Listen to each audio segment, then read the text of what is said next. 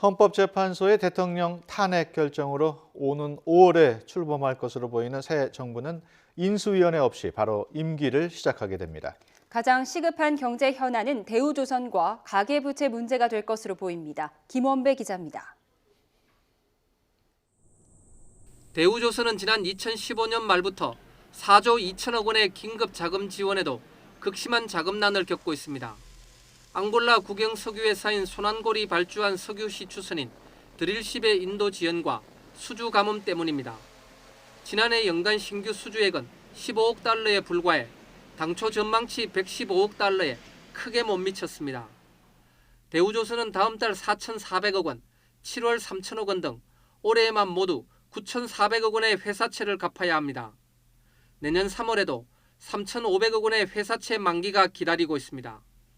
특히 드릴십 인도자금 1조 원이 들어오지 않을 경우 7월 만기 회사채부터는 자체 능력으로 상환이 힘들 것으로 전망되고 있습니다.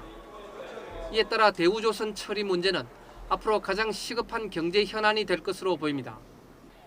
1,300조 원을 돌파한 가계부채의 연착륙 방안을 찾는 것도 중요한 과제입니다.